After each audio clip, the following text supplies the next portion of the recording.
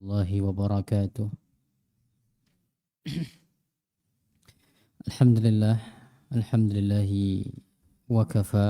الصلاة والسلام على الرسول المصطفى وعلى آله وصحبه ومن تبعهم بإحسان إلى يوم الوفاء. اللهم علمنا ما ينفعنا وانفعنا بما علمتنا وزدنا علما. Ikhwatal Islam rahimani wa rahimakumullahu jami'an.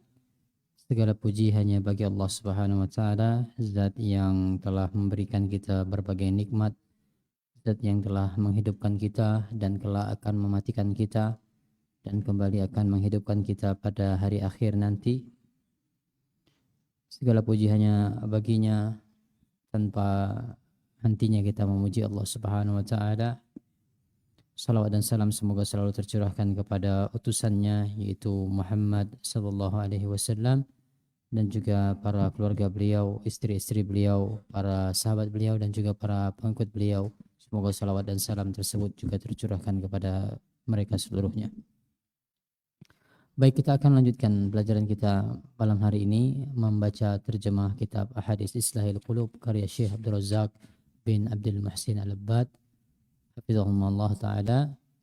Kita akan masuk ke bab yang baru pada malam hari ini, Al-Imanu bil Yaumil Akhir, iman terhadap hari akhir.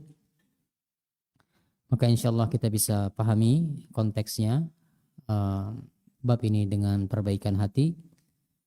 Sebagaimana dua bab sebelumnya sudah kita bahas, yaitu mengenai usul iman, pokok-pokok keimanan, itulah dia rukun iman. Apa hubungannya pokok-pokok keimanan dengan perbaikan hati? Maka di pertemuan kali ini Syekh akan secara khusus membahas tentang iman terhadap hari akhir. Di bab ini maksudnya, dan di bab berikutnya akan dibahas pula secara khusus iman terhadap takdir. Jadi dipisahkan secara khusus dua rukun iman ini menjadi bab sendiri.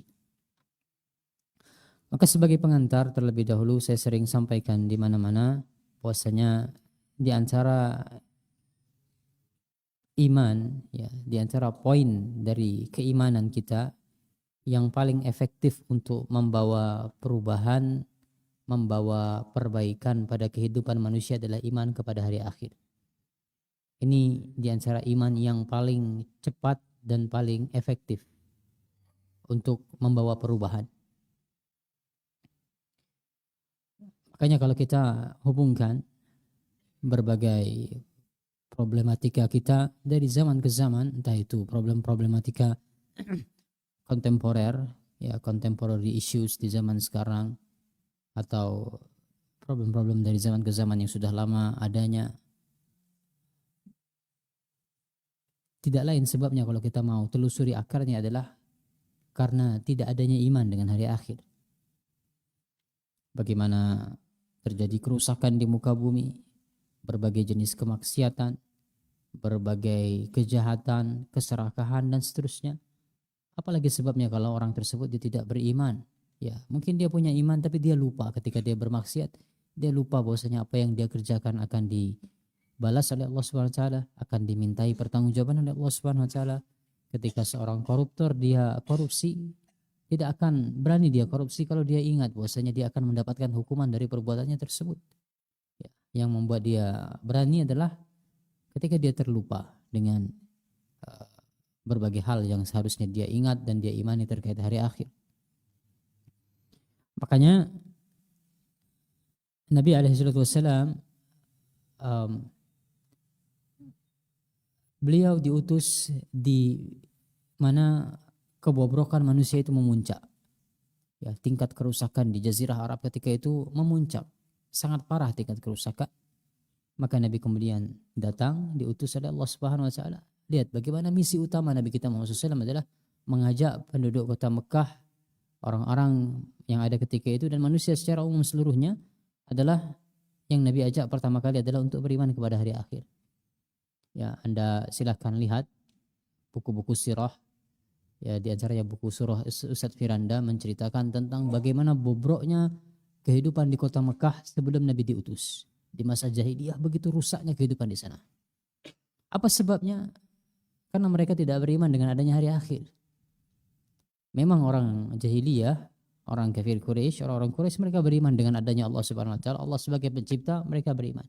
Tapi apakah mereka beriman Allah akan membangkitkan mereka kembali? Tidak ada. Innama namutu wa nahya.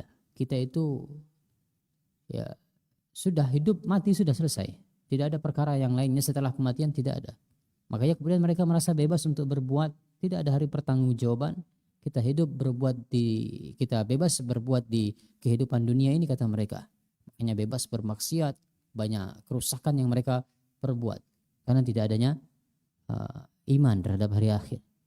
Maka di antara yang ditonjolkan oleh Nabi, misi utama Nabi SAW berdakwah di awal-awalnya adalah berdakwah terhadap hari akhir. Ya, makanya kalau kita bahas semua rukun iman, ya, 6 rukun iman itu antum silahkan cek dimanapun pembahasannya, syarah siapapun, selalu yang paling panjang pembahasannya adalah iman terhadap hari akhir. Sangat panjang dan sangat detail pembahasannya. Kita terhadap kitab-kitab terdahulu tidak banyak informasinya. Kita wajib beriman dengan Taurat, Injil, Zabur, kitab-kitab yang sebelum Al-Quran. Wajib kita mengimaninya, namun tidak banyak informasinya. Para nabi pun tidak semuanya Allah kisahkan. Rasulullah juga hanya mengisahkan dalam hadis beliau sebagian rasul para nabi saja. Para malaikat kita tidak banyak tahu nama-nama mereka, tugas-tugas mereka tidak banyak. Tapi kalau sudah berurusan dengan hari akhir, begitu detailnya dijelaskan oleh Rasulullah SAW. Mulai dari tanda-tanda kiamat kecil, tanda-tanda kiamat besar, proses kematian, alam barzakh seperti apa, kejadian sejak ditiupnya sangkakala sampai surga neraka. Pembahasan tentang rukun iman yang paling banyak adalah, yang paling lama membahasnya adalah masalah hari akhir. Dan ini sekali lagi menunjukkan bagaimana ini menjadi prioritas Nabi SAW ketika beliau berdakwah. Banyak hadis yang berbicara tentang hal ini. Karena memang kembali lagi inilah yang paling efektif untuk membawa perubahan pada umat manusia, menggiring mereka ke arah kebaikan ketika mereka betul-betul beriman dengan hari akhir. Maka kita baca Syekh Abdul Razak membuka bab ini dengan sebuah hadis yang cukup panjang. Kita baca Arabnya. Diriwayatkan dari Abdurrahman bin Abdi Rabbi Al-Ka'bah. Abdurrahman bin Abdi Rabbi Al-Ka'bah, seorang tabi'in. Jadi ini dari seorang tabi'in, dia menyampaikan, dia berkata, kata Abdurrahman, dakhaltul masjida fa iza Abdullah ibn Amr ibn al-As jalisun fi zilil Ka'bah. Aku masuk ke dalam masjid. Masjid di sini adalah berarti Masjidil Haram. Ketika itu aku mendapati Abdullah bin Amr bin As sedang duduk di sekitar masjid tersebut di bawah naungan Ka'bah. Ya, di bawah naungan Ka'bah. Jadi Ka'bah ada bayang-bayangnya, disitulah dia duduk. Berarti menunjukkan posisinya sangat dekat dengan Ka'bah, Abdullah bin Amr bin As.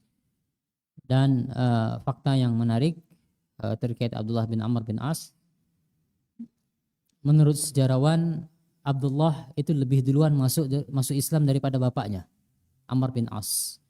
Dan yang menarik adalah umur mereka tidak jauh berbeda. Ya, sebagian ulama mengatakan usianya terpaut hanya 12 tahun atau bahkan 11 tahun. Ya. Antara usia Abdullah dengan Amr bin As hanya terpaut 11 tahun. Artinya Amr bin As punya anak usia berapa? Usia 11 tahun sudah punya anak. 11 atau 12 tahun sudah punya anak. Dan ini jamak, di zaman dulu seperti itu banyak kasus ya. Orang sudah selama dia sudah memiliki kemampuan menikah kemudian. Nah, Abdullah bin Amr tidak jauh selisihnya dengan bapaknya. Namun yang menjadi pembahasan kita adalah kata Abdurrahman kemudian wan nasu mujtami'una alaih. Orang-orang kemudian duduk mengelilingi atau berkumpul di sekitar Abdullah bin Amr. Fa'ataituhum fajalastu ilaih. Maka aku ikut dengan mereka, orang-orang yang duduk di sekitar Abdullah bin Amr. Aku duduk juga menghadap kepada Abdullah bin Amr bin As radhiyallahu anhuma.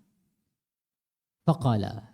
Kemudian yang menjadi inti pembahasan di sini, kata Abdullah bin Amr bin As, kunna ma'a Rasulillah sallallahu alaihi wasallam fi safar. Pernah kami dalam sebuah safar, melakukan perjalanan safar bersama Rasulullah SAW. Fanazalna manzilan. Maka kami singgah di sebuah tempat. Faminna may yuslihu khiba'ahu. Maka di antara kami ada yang dia sibuk memperbaiki kemahnya. Membuat kemah, membuat tenda. Dulu kebiasaan orang zaman dulu kan seperti itu. Safar kurang lebih dari kota Madinah menuju Mekah seminggu misalnya. Dari Madinah ke Syam sebulan. Nah, maka kalau persiapannya baik, perbekalannya baik, itu mereka biasanya berhenti istirahat bikin kemah. Demikian. Apalagi kalau ini berkelompok, biasanya bagi-bagi tugas. Ada yang ngurus tenda, ada yang menyiapkan makanan dan seterusnya. Maka sebagian ada yang sibuk dengan urusan kemah dan sebagian lagi ada yang sibuk dengan yang tadil. Intadala yaitu memanah. Intadala yantadilu itu memanah. Ada yang memanah. Wa minna man huwa fi jashari. Sebagian kami ada yang sibuk dengan urusan ternaknya. Idnada munadi Rasulullah sallallahu alaihi wasallam as-salata jami'atan. Lalu tiba-tiba ada seorang penyeru yang diutus oleh Rasulullah SAW. Dia berteriak, dia berseru mengucapkan as-salata jami'ah. Jadi ada dua cara baca di sini. Dua-duanya boleh. Kalau kita mau sholat gerhana, ada dua cara baca. Boleh dia di marfu' as-salatu jami'ah, as-salatu jami'atun. Kalau di marfu' dia sebagai mubtada' khabar. Kalau dia mansub sebagai maf'ul, ya dia sebagai maf'ul, jami'atan sebagai hal. Dia maf'ul dari fi'il amr ihdiru. Ya, hadirlah kalian kepada salat jamaah. Nah, tapi intinya di situ kemudian ada orang yang dia ditugaskan oleh Rasulullah untuk berseru as-salatu jami'ah, salat jamaah seperti itu. Fajtama'na ila Rasulillah SAW. Lalu kata Abdullah bin Amr, kami kemudian berkumpul di dekat Rasulullah sallallahu alaihi wasallam. Faqal, lalu Nabi alaihi salatu wasallam kemudian bersabda. Nah, maka di sini kata Syekh Muhammad bin Shalih Al-Utsaimin dalam ta'liq Sahih Muslim ketika menjelaskan hadis ini, kata beliau, boleh seseorang itu dia menyeru as-salatu jami'ah pada hakikatnya, meskipun pada hakikatnya dia tidak ingin mengajak salat. Ya, untuk mendirikan sholat. Jadi paham maksudnya? Di sini Nabi memerintahkan orang, seorang sahabat, kumpulkan orang dengan meneriakkan as-sholatu jami'ah, sholat jamaah. Tapi ternyata tidak untuk sholat berjamaah. Nabi kemudian menyampaikan sesuatu. Ya, sehingga diperbolehkan demikian, kata Syekh Muhammad bin Shalih Al-Utsaimin, meskipun pada asalnya sholatul jami'ah itu hanya untuk sholat gerhana. Ya, untuk sholat gerhana demikian. Kemudian kata Nabi kita Muhammad SAW setelah orang-orang berkumpul, innahu lam yakun nabiyyun qabli illa kana haqqan alaihi ay yadulla ummatahu ala khairi ma ya'lamuhu lahum. Sesungguhnya tidak ada seorang nabi pun sebelumku kecuali dia memiliki kewajiban untuk menunjuki umatnya kepada kebaikan yang dia ketahui kebaikan tersebut bermanfaat bagi umatnya. Jadi setiap nabi mereka memiliki kewajiban ini, menunjukkan kepada umat mana yang bermanfaat bagi mereka. Dan kata Nabi kita SAW yang kedua, wa yunzirahum syarra ma ya'lamuhu lahum. Dan juga tugas atau kewajiban para nabi sebelum Nabi Muhammad adalah memberikan peringatan tentang perkara yang jelek bagi diri mereka. Wa inna ummatakum hazihi ju'ila afiyatuha fi awwaliha. Perhatikan, ini sesuatu yang penting. Kata Nabi kita alaihi salatu wassalam, sesungguhnya umat kalian ini, yaitu kita semua, dijadikan keselamatannya ada di bagian awalnya. Umat Islam, kehidupan dia beragama, maka ikutilah generasi awal. Nabi yang mengatakan keselamatan itu ada di generasi awal. Kemudian wasayusibu akhiraha bala. Dan generasi akhir itu akan mendapatkan berbagai bala, berbagai cobaan, berbagai musibah generasi akhirnya. Wa umurun tunkirunaha, dan akan menimpa mereka berbagai perkara yang kalian ingkari. Nabi berkata ini kepada para sahabat, ya, standarnya para sahabat yang terjadi di akhir zaman ini, di generasi berikutnya kalian itu tidak akan suka melihat hal seperti itu. Ya, maka kata para ulama atau kata Syekh Muhammad bin Shalih Al-Utsaimin, mulai terjadi bala tadi dan perkara-perkara yang tidak disukai tadi, itu mulai terjadinya adalah ketika terbunuhnya Utsman. Sebelum itu belum ada fitnah. Sebelum terbunuhnya Utsman tidak ada fitnah yang berarti. Maka semenjak munculnya fitnah terbunuhnya Utsman bin Affan, maka kemudian silih berganti datang fitnah itu sampai zaman kita sekarang. Makanya Umar bin Khattab pernah bertanya kepada para sahabat, siapa yang di antara kalian pernah mendengar tentang hadis tentang fitnah? Ya, ternyata yang sudah pernah mendengar itu adalah Hudzaifah bin Yaman. Maka Umar bertanya, bagaimana pintu ketika terjadi fitnah, apakah pintu itu akan patah ataukah dia akan terbuka? Kata Hudzaifah bin Yaman, pintu itu akan patah. Ya. Apa maksud hadis ini? Saya tidak hafal persis lafadznya, tapi kurang lebih seperti itu maknanya. Maksud hadis ini kata para ulama adalah pintu yang dimaksudkan oleh Umar bin Khattab itu adalah dirinya sendiri. Ya, Umar tahu setelah zaman dia maka akan terjadi fitnah yang silih berganti. Gelombang fitnah itu akan datang, pintu itu adalah dirinya sendiri. Maka Umar bertanya tentang bagaimana status dirinya terkait gelombang fitnah itu. Kata Hudzaifah bin Yaman, pintunya akan patah. Pintunya akan rusak, dalam artian ini isyarat bahwasanya Umar akan terbunuh. Ya, Umar itu akan terbunuh. Setelah Umar terbunuh akan muncul fitnah-fitnah. Bukan Umar yang membukakan fitnah, bukan dia yang mempersilahkan fitnah itu masuk, tapi dia patah dalam artian dia terbunuh. Maka fitnah itu silih berganti semenjak terbunuhnya Utsman, sampai kemudian di sini juga hal yang menarik,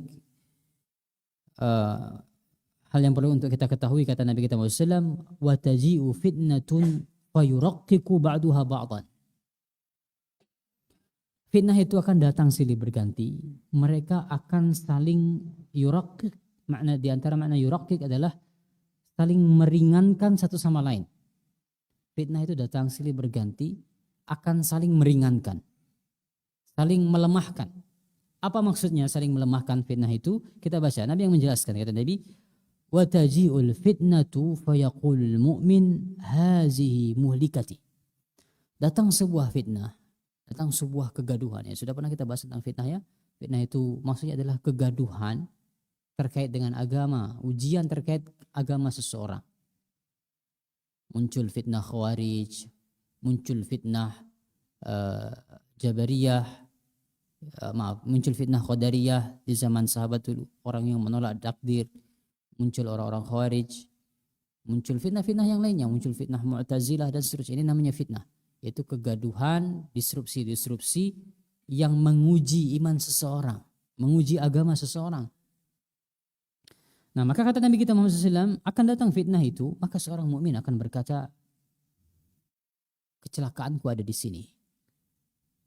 Celaka saya, sudah datang fitnah seperti ini, saya akan celaka. Summa tankashifu wa taji'ul fitnah fayaqul mu'min hazihi. Lalu fitnah tersebut sudah mulai terangkat, datang lagi fitnah yang lainnya. Seorang mukmin dia akan mengatakan, bukan yang kemarin, bukan fitnah yang kemarin, tapi yang ini. Fitnah inilah yang lebih berbahaya, yang ini yang akan mencelakakan saya. Bisa dipahami? Jadi maksudnya meringankan satu sama lain itu adalah fitnah itu semakin lama akan semakin dahsyat, seperti snowball. snowball effect. Dia semakin bergelinding, dia semakin besar. Makanya seorang mukmin ketika dia melihat pertama kali dia melihat fitnah, ini sudah sangat berbahaya bagi saya. Itu terangkat, pergi, datang fitnah yang lainnya, dia mengatakan, bukan, ternyata bukan yang kemarin, yang ini ternyata, yang lebih berbahaya yang bisa mencelakakan saya. Terus bertambah seperti itu. Maka di antara pelajaran yang bisa kita ambil dari hal tersebut adalah yang namanya fitnah ya ikhwan, rahimani wa rahimakumullah jami'an. Semoga Allah Subhanahu wa taala senantiasa menjaga kita semua. Yang namanya fitnah itu datangnya itu pelan-pelan. Datangnya pelan-pelan, bertahap. Tidak ada orang itu termakan syubhat langsung berubah 180 derajat, sulit kita mencari kasusnya.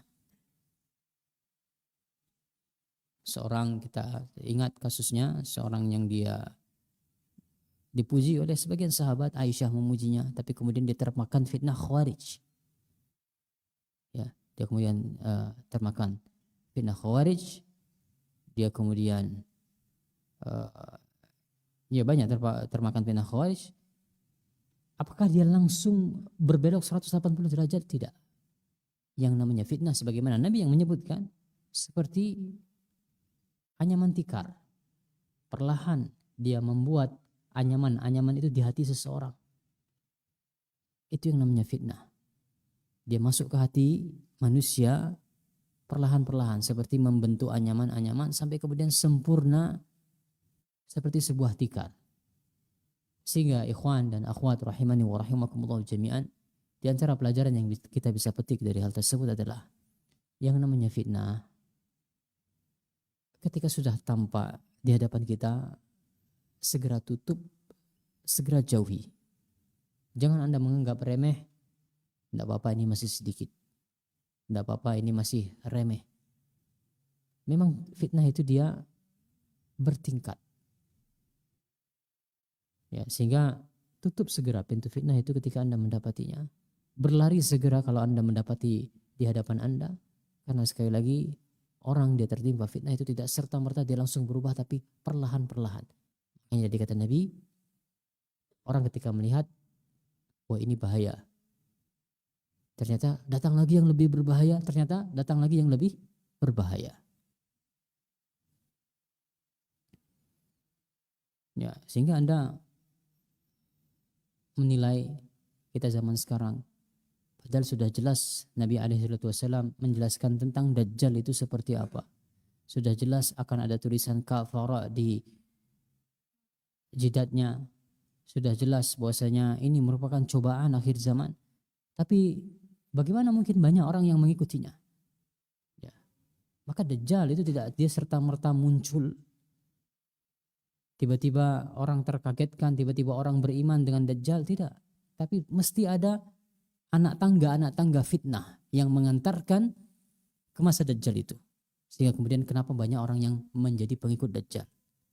Sekali lagi, yang namanya fitnah itu datangnya secara bertahap, secara bertingkat. Kemudian kata Nabi kita Muhammad sallallahu alaihi wasallam, "Faman ahabba ayyuzahzaha 'anil nar." Barang siapa yang dia ingin diselamatkan dari neraka, wa yudkhalal jannah, dan dia dimasukkan ke dalam surga, fal ta'tihi maniyatuhu wa huwa yu'minu billahi wal yaumil akhir. Maka hendaknya dia mengupayakan ketika kematiannya berjumpa dengan dirinya, hendaknya dia dalam kondisi beriman dengan Allah dan hari akhir. Nah, yang menjadi pelajarannya di sini yang ingin disampaikan oleh Syekh Abdul Razak. Barang siapa yang dia ingin diselamatkan dari fitnah tadi, lalu dia otomatis selamat di akhirat nanti, dijauhkan dari neraka dan dimasukkan ke dalam surga, hendaknya ketika kematian itu berjumpa dengan dirinya dalam kondisi dia beriman dengan Allah dan hari akhir. Kemudian juga di antara kiatnya kata Nabi kita Muhammad SAW, wal ya'ti ila an-nasi allazi yuhibbu ayyuta ilaih. Hendaknya dia mendatangi manusia atau dia berinteraksi dengan manusia sebagaimana dia senang bagaimana manusia itu berinteraksi dengan dia. Ya, perlakukan orang sebagaimana kita ingin diperlakukan, ya. Sama dengan hadis Nabi yang lainnya, la yu'minu ahadukum hatta yuhibba li akhihi ma yuhibbu li nafsi. Wa man baya'a imaman fa'atahu safqata yadih, barang siapa yang dia berbaiat kepada seorang imam lalu dia memberikan telapak tangannya, baiat dengan telapak tangan, wa samarata qalbih, dan dia memberikan buah hatinya. Buah hati di sini bukan seperti ungkapan orang Indonesia, buah hati kan anak, maksudnya bukan anaknya, tapi ya hatinya maksudnya. Istilahnya orang Arab, samaratul qalbi itu maksudnya adalah hatinya. Dia memberikan tangannya untuk berbaiat, lalu dia juga memberikan hatinya, menunjukkan kesungguhan dia untuk mentaati imam yang telah dia baiat tersebut. Falyuti'hu in istata'a, hendaknya dia taat kepada imam yang dia baiat tersebut selama dia mampu. Fa in jaa'a akharu yunazi'uhu fadribu unuqal akhar. Lalu kata Nabi kita Muhammad SAW, kalau imam tersebut sudah dibaiat, datang orang yang kemudian memerangi dia, ingin melengsarkan dia, mengkudeta dia, maka penggallah leher orang lain yang ingin mengkudeta tersebut. Fadanautu minhu. Nah, maka ini kembali lagi ke perkataan Abdurrahman tabi'in tadi. Kata Abdurrahman, maka aku mendekat kepada Abdullah bin Amr bin As yang menyampaikan hadis tadi. Sampai tadi hadis nabinya. Maka dia berkata kepada Abdullah bin Amr, anshudukallah. Ya, aku meminta engkau atas nama Allah. Anta sami'ta hadza min Rasulillah SAW? Apakah benar engkau mendengar hadis tersebut langsung dari Rasulullah SAW? Fa'ahwa ila uzunaihi wa qalbihi biyadihi. Maka Abdullah bin Amr kemudian dia berisyarat dengan tangannya menunjuk telinganya, dan dia berisyarat dengan tangannya menunjuk ke hatinya. Dia katakan, sami'tuhu uzunayya wa wa'ahu qalbi. Aku mendengar hadis tersebut dengan telingaku sendiri dan aku memahaminya dengan hatiku sendiri. Artinya benar-benar ini beliau meriwayatkannya dari Rasulullah SAW. Faqultu lahu, maka Abdurrahman kemudian mengatakan kepada Abdullah bin Amr bin As, hadza ibnu ammika Muawiyah. Ini anak dari pamanmu, yaitu Muawiyah bin Abi Sufyan maksudnya. Ya'muruna an na'kula amwalana bainana bil batil. Dia memerintahkan kami untuk memakan harta kami, harta sesama kami dengan cara yang batil. Wa naqtula anfusana. Dan dia memerintahkan kami untuk saling membunuh. Wallahu yaqul, sedangkan Allah Subhanahu wa taala berfirman, ya ayyuhallazina amanu la ta'kulu amwalakum bainakum bil batil illa an takuna tijaratan an taradin minkum wa la taqtulu anfusakum innallaha kana bikum rahima. Bagaimana, kata Abdurrahman, dia bertanya kepada Abdullah bin Amr bin As, bagaimana kondisinya Muawiyah ini? Dia memerintahkan kami untuk saling makan harta kami dengan cara yang batil, memerintahkan kami untuk membunuh sama kaum muslimin, sedangkan Allah yang mengatakan, wahai orang yang beriman, janganlah kalian memakan harta di antara kalian dengan cara yang batil, kecuali dengan cara perdagangan yang kalian di situ saling ridha. Dan jangan kalian membunuh diri kalian, sesungguhnya Allah Subhanahu wa taala itu Maha Penyayang dengan kalian. Maka di sini Abdullah bin Amr atau Abdurrahman dia bertanya tentang kondisinya Muawiyah. Ya, perlu diketahui Abdullah bin Amr bin As itu termasuk orang yang berada di pihaknya Muawiyah bin Abi Sufyan. Abdullah bin Amr bin As ketika perang Siffin tidak ada kalimat dari Muawiyah untuk membunuhi kaum muslimin, untuk memakan harta mereka dengan cara yang batil, tidak ada. Maksudnya di sini adalah untuk kondisi perang atau perselisihan yang terjadi di antara kaum muslimin ketika itu. Bagaimana Muawiyah termasuk pihak yang tidak setuju dengan Ali bin Abi Thalib untuk dibaiat sebagai khalifah. Pendapat Muawiyah adalah selesaikan dulu perkara pembunuhan Utsman, eksekusi dulu orang-orang yang membunuh Utsman, baru dilantik nanti jadi khalifah. Maka sebagian orang sebagian sahabat bahkan punya pendapat seperti itu. Makanya kemudian terjadi perselisihan antara Muawiyah yang dia ingin membela darahnya Utsman bin Affan dengan Ali bin Abi Thalib yang punya pendapat nanti dulu, tenangkan dulu kondisi, baru kita urus itu nanti pelaku-pelaku pembunuh Utsman itu. Nah, intinya terjadi perselisihan di sana. Ini yang dimaksudkan oleh Abdurrahman tadi. Dia bertanya kepada Abdullah bin Amr. Fasakata sa'atan, maka kemudian Abdullah bin Amr dia terdiam sesaat, baru dia kemudian mengatakan ati'hu fi ta'atillah. Taatilah Muawiyah tersebut dalam hal ketaatan kepada Allah, wa'asihi fi ma'siyatillah. Dan jangan kau taati dia dalam hal maksiat kepada Allah. Hadis ini adalah hadis sahih, diriwayatkan oleh Imam Muslim, dan yang menjadi pelajaran utamanya tadi adalah bagaimana Nabi SAW memberikan arahan barang siapa yang dia ingin selamat dari fitnah, dan fitnah itu yang disasar oleh fitnah adalah hati kita yang pertama kali. Ya, sebagaimana sudah kita bahas, bagaimana penyakit hati itu ada dua, fitnah syubhat, ada fitnah syahwat, itu dia fitnah yang menimpa hati. Maka yang ditimpa oleh fitnah itu yang pertama kali adalah hati kita, yang dia sasar, yang dia target. Nah, barang siapa yang dia ingin diselamatkan dari fitnah, sebagaimana tadi disebutkan oleh Nabi kita Muhammad SAW, hendaknya dia ketika dia mati tetap dalam kondisi iman dia kepada Allah dan hari akhir. Kita baca keterangan Syekh Abdul Razak di halaman 313 yang paling bawah.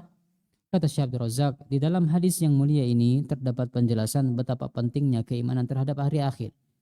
Keimanan tersebut memiliki efek yang kuat bagi hamba dalam memperbaiki hati. Ya, di situ ya. Keimanan tersebut memiliki efek yang kuat bagi hamba dalam memperbaiki hati dan menyelamatkannya dari berbagai fitnah di dunia dan siksa di akhirat. Hadis ini menerangkan bahwasanya agar terhindar dari api neraka dan bisa dimasukkan ke dalam surga, setiap orang wajib, seorang beriman wajib konsisten dalam beriman terhadap hari akhir hingga Allah mewafatkannya di atas keimanannya tersebut. Lalu Syekh Abdul Razak mengutipkan sebuah ayat di sini atau beberapa ayat dari surat Al-Haqqah ketika Allah Subhanahu wa taala berfirman, "Fa amma man utiya kitabahu bi yaminih fa yaqul ha'um iqra'u kitabiyah inni zanantu anni mulaqin hisabiyah." Adapun orang-orang yang kitabnya diberikan dengan tangan kanannya, maka dia akan mengatakan, "Ambillah, bacalah kitabku ini. Inni zanantu anni mulaqin hisabiyah." Sesungguhnya aku yakin bahwasanya suatu saat aku akan menerima perhitungan terhadap diriku sendiri. Wa huwa fi 'ishati radiyah, maka orang itu berada dalam kehidupan yang diridhai, fi jannatin 'aliyah, di dalam surga yang tinggi, qutufuha daniyah, buah-buahannya dekat, kulu washrabu hani'an bima aslaftum fil ayyamil khaliyah. Maka makan dan minumlah dengan nikmat karena amal yang telah kamu kerjakan pada hari-hari yang telah lalu. Maka terkait ayat ini kita baca keterangan Syekh Abdul Razak. Firman Allah Ta'ala, inni zanantu anni mulaqin hisabiyah. Ini menunjukkan pengaruh keimanan terhadap hari akhir pada hati seseorang. Dia memiliki peranan penting dalam mensucikan jiwa dan memperbaiki kondisi seorang hamba. Semakin seseorang mengingat dan membayangkan hari akhir, bahwa kelak di hari itu semua perbuatan di dunia akan dievaluasi dan akan diberikan balasannya. Di hari itu surga dan neraka akan ditampakkan. Di hari itu setiap makhluk akan berjumpa dengan Allah Al-Jabbar, Zat yang Maha Perkasa. Di hari itu segala perbuatan yang dilakukan di dunia akan dimintai pertanggungjawabannya. Maka hamba akan merasakan efek yang sangat membekas dalam memperbaiki dan mengokohkan hati di atas ketaatan kepada Allah Ta'ala. Sebaliknya, jika keimanan terhadap hari akhir itu melemah atau bahkan tidak ada di dalam hati seseorang, maka kebaikan di dalam hati pun akan melemah, bahkan menjadi tiada. Sesungguhnya kebaikan yang ada di dalam hati akan melemah dan tiada mengikuti kelemahan dan ketiadaan keimanan terhadap hari akhir. Ya, sehingga sekali lagi inilah dia cara yang paling efektif untuk membawa perbaikan pada diri kita, yaitu iman terhadap hari akhir. Oleh karena itu memperbaiki akidah menjadi prioritas dan fokus agama dalam benak pemeluk agama Islam. Karena akidah dalam ajaran agama Islam layaknya akar bagi suatu pohon, seperti pondasi bagi suatu bangunan. Betapa banyak efek negatif dan dampak mengerikan yang ditimbulkan ketika manusia lalai terhadap peristiwa kebangkitan, peristiwa pembalasan, dan peristiwa hisab. Dia lupa seluruh amalan yang dilakukan dan dikerjakan semasa hidup akan dihadirkan di hari kiamat nanti. Sebagaimana pula firman Allah Subhanahu wa taala, yauma tajidu kullu nafsin ma 'amilat min khairin muhdara wa ma 'amilat min su' tawaddu law anna bainaha wa bainahu amadan ba'idan wa yuhazzirukumullahu nafsah wallahu raufur bil ibad. Yang artinya ingatlah pada hari ketika setiap jiwa mendapatkan balasan atas kebajikan yang telah dikerjakannya dihadapkan kepadanya, begitu juga dengan balasan atas kejahatan yang telah dia kerjakan. Dia berharap sekiranya ada jarak yang jauh antara dia dengan hari itu, dan Allah memperingatkan kamu akan dirinya, yaitu akan siksanya. Allah Maha Penyayang terhadap hamba-hambanya. Ya, sehingga kemudian Syekh Abdul Razak di sini membawakan beberapa ayat yang mengingatkan kita tentang negeri akhirat. Namun ada satu pelajaran yang menarik di sini. Ya, kita melompat ke halaman 316 di paragraf yang tengah, kata Syekh Abdul Razak, betapa beruntungnya apabila di dalam kehidupan ini hamba meyakini bahwasanya dia akan dihisab. Betapa beruntungnya seorang hamba sebelum dia bertindak, sebelum dia mengambil keputusan, dia pikirkan nanti ini dampak terhadap hisab saya pada hari kiamat seperti apa. Serta setiap kali jiwa itu berbisik untuk mendorong melakukan kemaksiatan, melanggar aturan Allah, menyepelekan ketaatan dan peribadatan kepada Allah, dia menyia-nyiakan kewajiban Allah, lalu dia teringat dengan firman Allah Ta'ala tadi. Ini ayat yang kalau Anda bisa hafal, menjadi dalam tanda kutip menjadi mantra bagi Anda ketika Anda terdorong untuk bermaksiat, terdorong untuk meninggalkan kewajiban-kewajiban. Ingat ayat ini. Inni zalantu anni mulaqin hisabiyah. Aku yakin bahwasanya suatu saat aku akan menerima perhitungan terhadap diriku sendiri. Aku yakin bahwasanya aku akan dihisab. Ya, ini bahasa mudahnya. Inni zanantu anni mulaqin hisabiyah. Sesungguhnya aku yakin bahwasanya aku akan mendapati hisabku sendiri. Kita akan dihisab oleh Allah Subhanahu wa taala pada hari kiamat. Tidak akan ada satupun yang terlewat. Tidak ada satu huruf pun yang pernah Anda ucapkan yang tidak tercatat dan tidak dihisab. Tidak ada satu gerakan pun yang Anda kerjakan yang itu tidak tercatat dan tidak akan dihisab. Maka semua perbuatan seorang hamba tercatat dan akan dihisab pada hari kiamat nanti. Makanya ketika terdorong untuk bermaksiat kepada Allah Subhanahu wa taala, katakan pada diri Anda, ya, inni zanantu anni mulaqin hisabiyah. Aku yakin bahwasanya aku akan bertemu dengan hisabku sendiri pada hari kiamat nanti. Oleh karena itu setiap muslim harus menanamkan keyakinan ini, yaitu keimanan terhadap hari akhir di dalam hati mereka, karena apabila keimanan ini eksis dan teguh di dalam hati, maka akan membantu dan memperbaiki keberagamaan seorang hamba. Lalu Syekh Abdul Razak di situ membahas tentang dua tingkatan pada hari akhir. Ada tingkatan yang wajib, yang ini bersifat global, lalu ada tingkatan yang tidak wajib, yang di sini sudah rinci, ya, membahas secara rinci kejadian-kejadian pada hari kiamat nanti. Ini tidak sampai pada level wajib, sifatnya hanya anjuran. Bisa dibaca sendiri di halaman 317 dan pembahasan-pembahasan yang lainnya yang penting di dalam bab ini, namun tidak bisa kita baca semua pada pertemuan kali ini, dan kita cukupkan dari bab ini demikian. Mudah-mudahan Allah Subhanahu wa taala menjadikan kita semua sebagai hamba-hamba yang senantiasa ingat tentang negeri akhirat. Bahwasanya negeri akhirat adalah kampung kita yang sesungguhnya. Di sanalah kehidupan kita kekal lagi abadi. Mudah-mudahan Allah Subhanahu wa taala memberikan kita kehidupan yang diridhoinya di hari kiamat nanti. Kita akhiri demikian, banyak kurangnya mohon maaf. Wallahu taala alam, wa sallallahu ala nabiyyina Muhammad wa ala alihi wasallam. Subhanakallahumma wa bihamdika asyhadu an la ilaha illa anta astaghfiruka wa atubu ilaik. Assalamu alaikum warahmatullahi wabarakatuh.